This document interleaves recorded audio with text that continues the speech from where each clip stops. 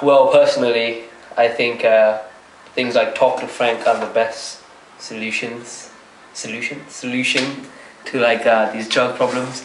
Because if I put myself in that situation, if I had a drug problem, like I'm not gonna phone a random number on the telephone line and speak to someone I don't know about such a personal problem. Obviously, I'm gonna want to speak to someone I know well, who's been around. I mean, I'm more likely to speak to like a teacher in school than to some guy on the phone. So I don't think it's the best of ideas, to be honest. Talk to Frank. I mean, it's a good effort, but there can be other things that are done to fix this problem.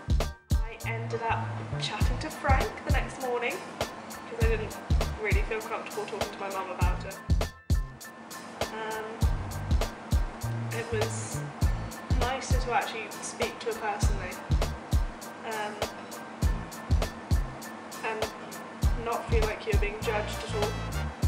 I think the best way is to come clean and be as clear with the kids, because at the end of the day they're only going to believe us if we are true to them. We can't just use these scare tactics because they're so obviously false and everyone knows they're false.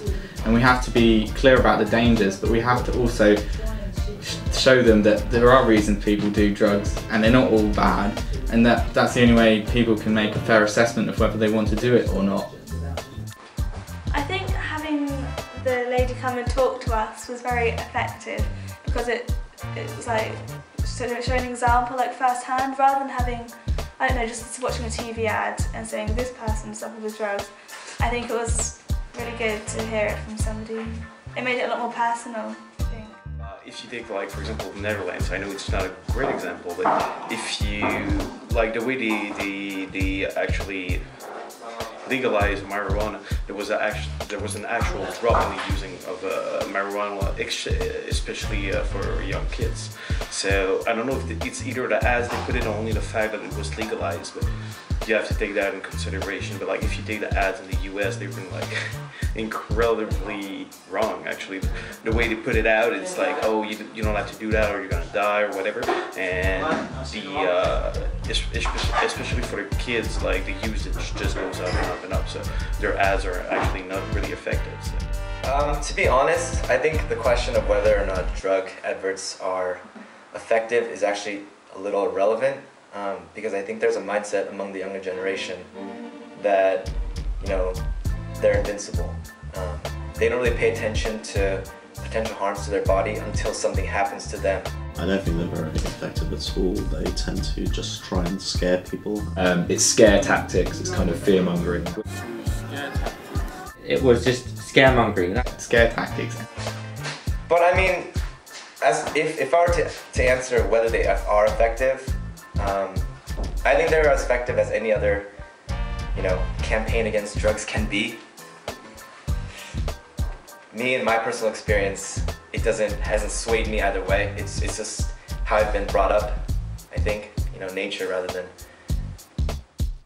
But I still have Frank on my phone in case I ever need to contact him again.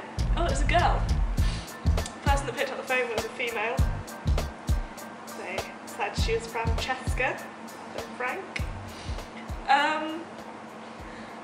Yeah, it's definitely a good thing to have.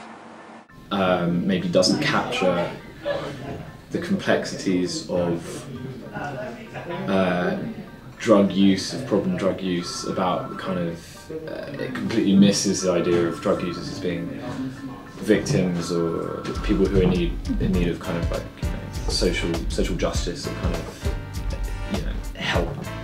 Rather, you know, it's much more the kind of the standard conception which you know, demonizes the idea of taking drugs, and I suppose in that way kind of implicitly demonizes the users. I don't agree with the anti-drug idea. I don't think you can. I think you've just got to give the facts.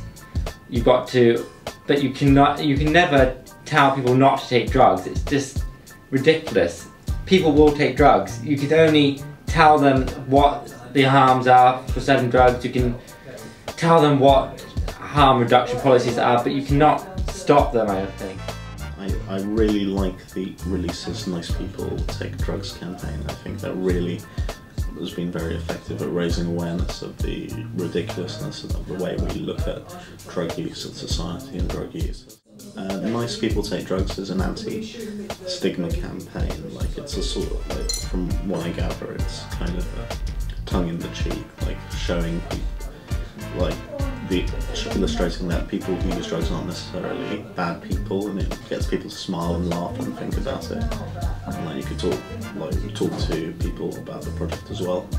And like the playing cards of the politicians, which went with the campaign, was a very nice touch as well. I think, like, illustrating the hypocrisy of our society, that the legislators and lawmakers, the people who decide on our drug laws and choose to ignore requests for a review or repeal of our current system by other people who have taken drugs themselves in the past, and people of social classes who aren't likely to experience the ill effects of criminalisation and stigmatisation because of their use.